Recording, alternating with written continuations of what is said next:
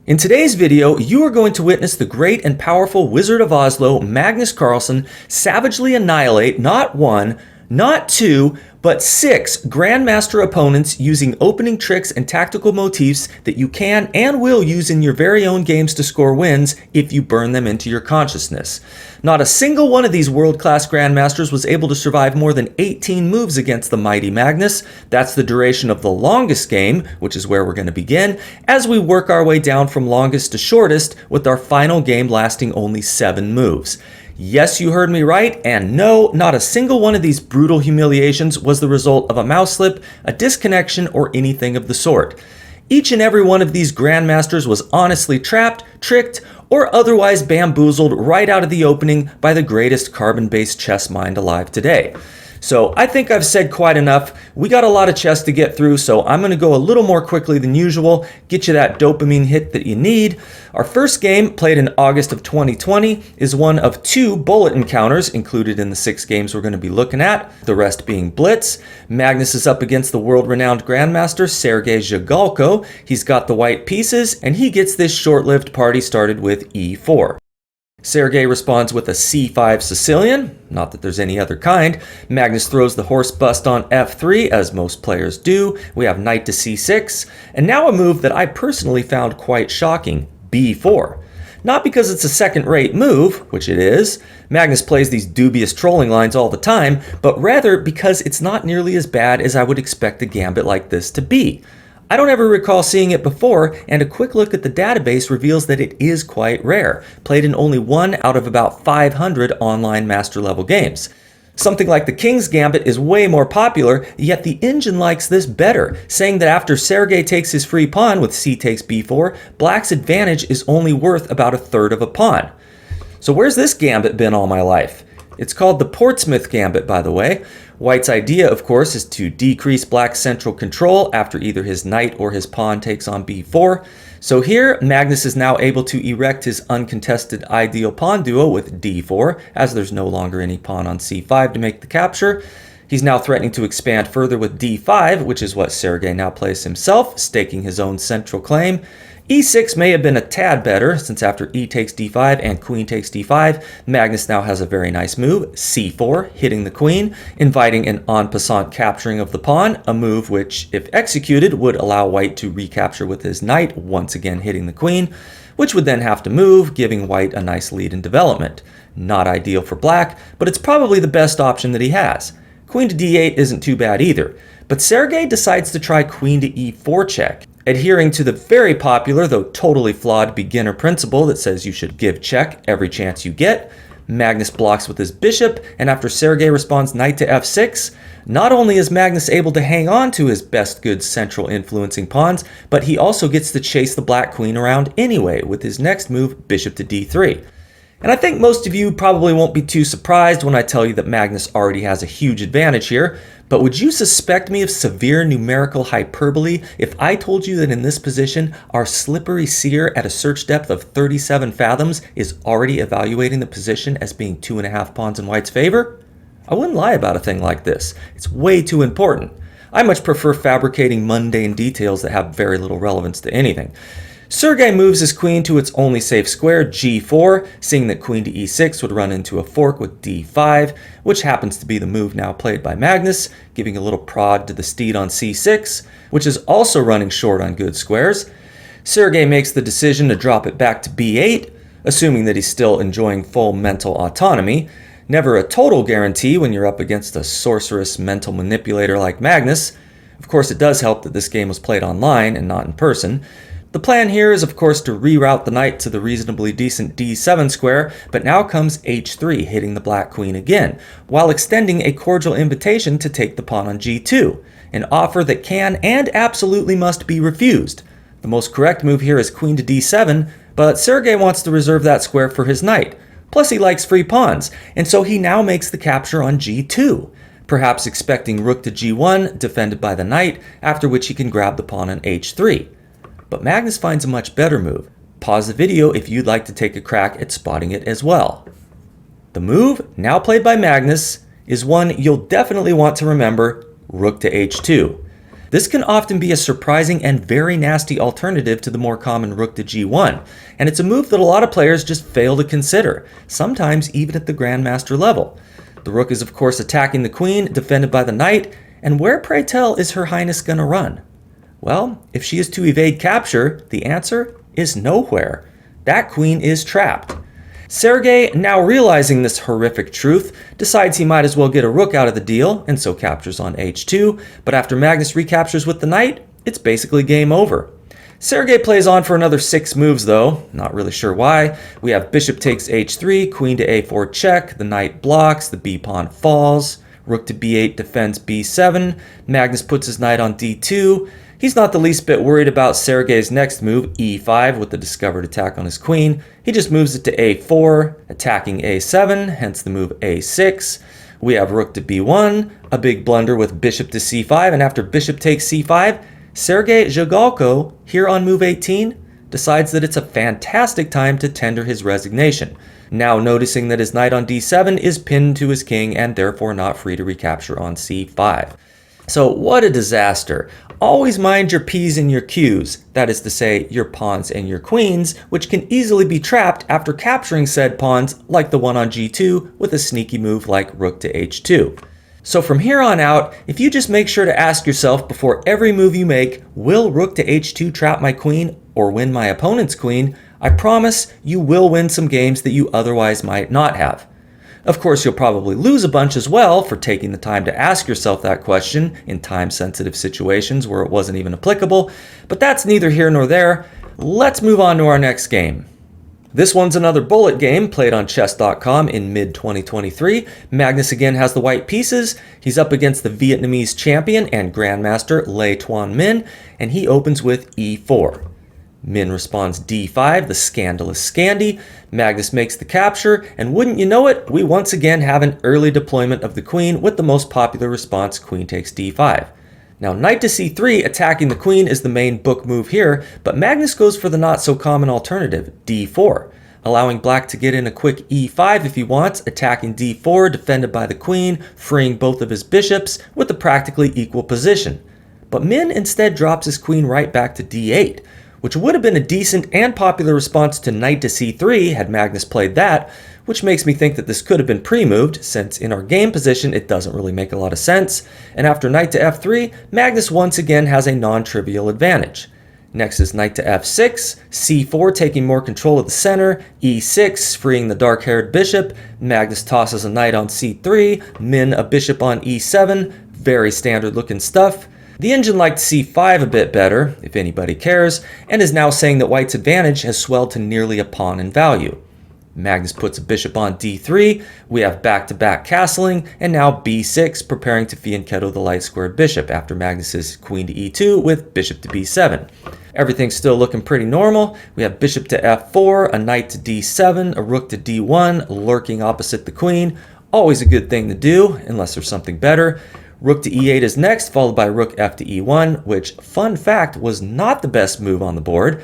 Magnus could have actually gained a crushing advantage with knight to b5, threatening to come into c7 with the fork, and black just has no great way to defend.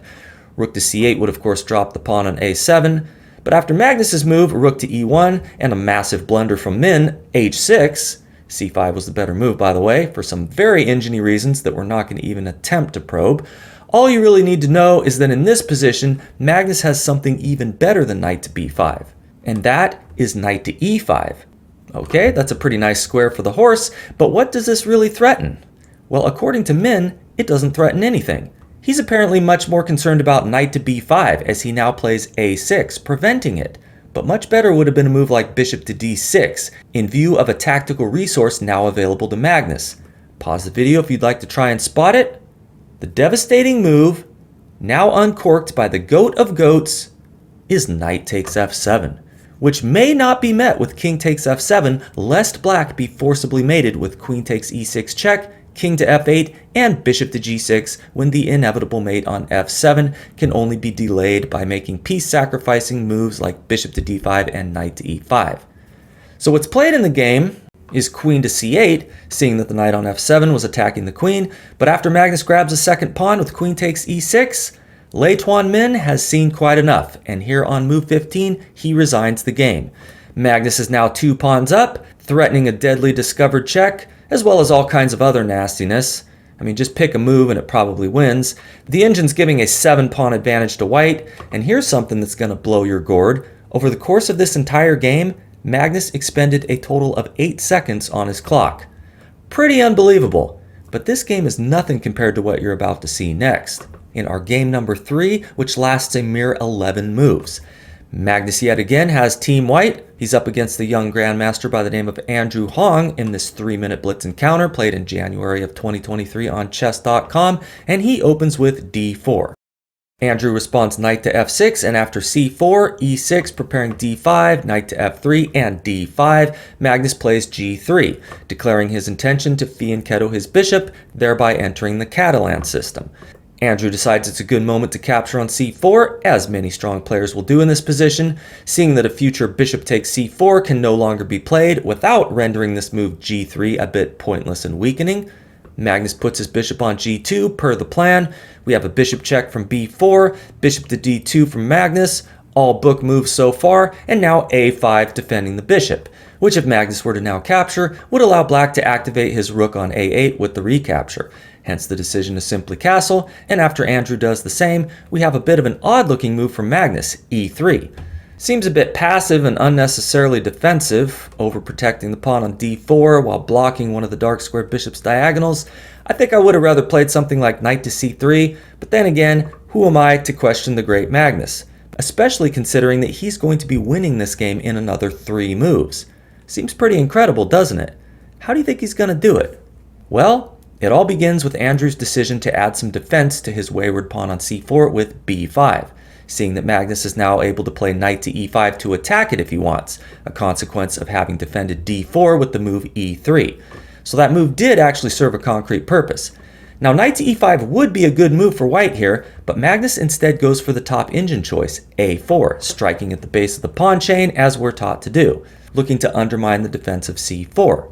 Now best for black would be to simply ignore this and get some more development in with something like bishop to b7, but Andrew is just a little too proud of his queenside pawn structure, and he thinks he'll be able to maintain its integrity with the move c6, bolstering the pawn on b5, which Magnus now captures. And what do you think black should play here? Well, if you're tactically astute, you're probably screaming for bishop takes d2. Now this would still heavily favor white for some theoretical reasons that we're not going to even worry about, because after the move played by Andrew, c takes b5, Magnus has a winning tactical shot that immediately ends the game, prompting resignation. I think a lot of you have probably already spotted it, but if you haven't, feel free to pause and ponder. The move is bishop takes b4, winning a whole piece due to the fact that the pawn on a5 is pinned and may not capture on b4 lest black lose his rook on a8. So always be aware of your undefended pieces and any pawns of yours that happen to be pinned to them. It will spare you from many abrupt and unexpected defeats. But moving on to our game number 4. In this one, Magnus is up against the celebrated young prodigy Andy Woodward, who at the time of this 3-minute blitz encounter, played in July of last year, was only 14 years old. Magnus again has Team White, and he opens with e4. Andy responds with a Sicilian defense. We have knight to f3, d6, bishop to c4, which is a bit early.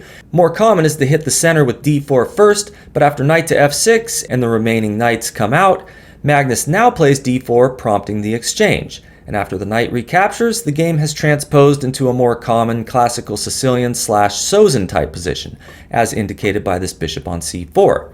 Now in this position, popular moves for black include e6, just blunting the bishop's diagonal, or queen to b6, pressuring the knight on d4, but Andy, perhaps a bit thrown off by Magnus's unusual move order, decides that he's all good to play g6, with the plan of fianchettoing the bishop. But this runs him into a little trouble with Magnus's very strong reply, knight takes c6, and after b takes c6, he continues e5, attacking the knight on f6, which now must move. But Andy does not move the knight. He instead plays the absolute worst move on the board. He captures the pawn on e5. And let me know in the comments if you know what's coming next.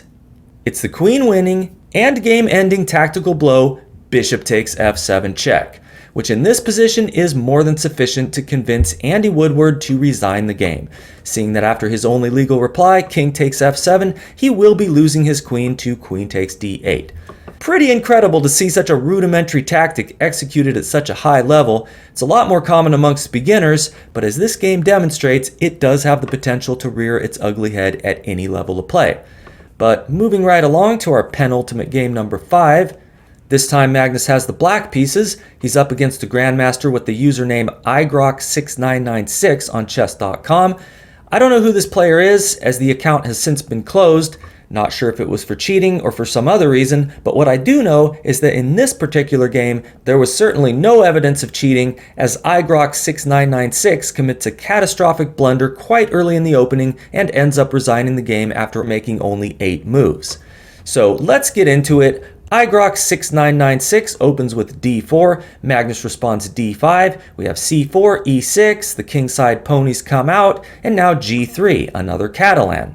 Magnus puts a bishop on e7, we have the completion of the fianchetto with bishop to g2, a couple of castlings, and now a5 from Magnus, gaining a bit of queenside space. White plays queen to c2, a good flexible move, supporting the attacked pawn on c4. Magnus puts his knight on c6, applying a little pressure to d4, which has the potential to increase if black were to take on c4, giving his queen a view of the center as well. So white responds with a very natural looking move, rook to d1, just adding some extra defense. But believe it or not, this move is a horrendous blunder. Go ahead and pause the video if you'd like to try and figure out why.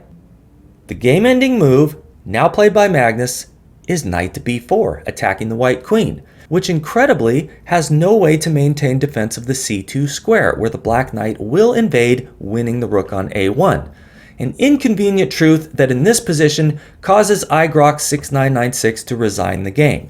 Putting the queen on b3 doesn't work, as that just runs into a4, hitting the queen again, and if you play queen to d2 or queen to c3, then there's knight to e4, driving the queen from her view of c2, and so after, let's say, queen to e3, knight to c2 with the fork, and queen to d3, the rook is picked up, and black has a winning material advantage. So a remarkable tactic based on some beautiful coordination by the knights, and this brings us to our 6th and final game. And this one's a real doozy, only 7 moves in length. It is 3-minute blitz, played in July of last year. On the white end, we have the Grandmaster Aram Hakobian, and in this opening position, he decides that he's going to try to troll the greatest troller of them all with knight to h3, known as the ammonia opening. Maybe not the objectively wisest thing you can do when you're up against Magnus, but whatever. He knows he's probably going to lose no matter what, so why not make it interesting? Can't help but respect it. Now, for any beginners who may be watching, this move is not known to be very good, as it does nothing to control the all-important center of the board, putting the knight on the rim, which is often said to be grim or dim, depending on where you live. Magnus responds d5, which does control the center while activating his bishop, creating the possibility of capturing the knight on h3, which would damage white's kingside pawn structure, hence the reply g3, adding defense by the bishop instead. Magnus continues e5, establishing his ideal central pawn duo. This is of course the pawn formation you should always aim for in the opening whenever it's feasible.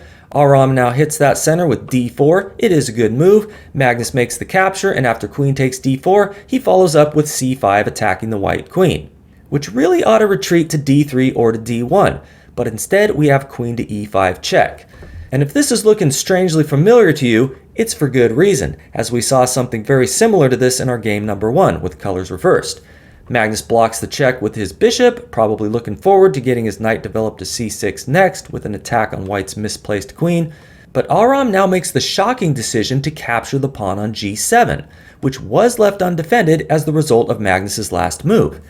And this leads to another situation that you'll often see beginners get themselves into after the greedy gobbling of a pawn on g7, thinking that they've just won themselves the rook on h8, which for a fleeting moment might look like it can't be defended. However, this is not the case, as Magnus now has a move that you'll surely want to commit to memory if you haven't already, bishop to f6, defending the rook through the queen while attacking and trapping the queen. Now, did Aram somehow forget about this move? I highly doubt it, but what may have slipped his mind is the fact that he's played g3, blocking his queen's access to that square, and or the fact that queen to g4 is not possible as Magnus has that square covered by his bishop, Not to mention the fact that h6 is covered by the knight, which is where Aram now moves his queen, immediately losing it to knight takes h6. Objectively best would have been to sacrifice the queen for the rook on h8, but in this position, Aram Hakobian, after making only 7 moves, now resigns the game. Simply incredible. Please feel free to share your thoughts on any and all of these 6 brutal games that I've shared with you today between chess goat Magnus Carlsen and his uncharacteristically blunderous grandmaster opponents. Consider subscribing to the channel if you haven't already for more content like this delivered to you on a regular basis. Hit that like button if you liked the video and or want to show your support, and I will see you next time.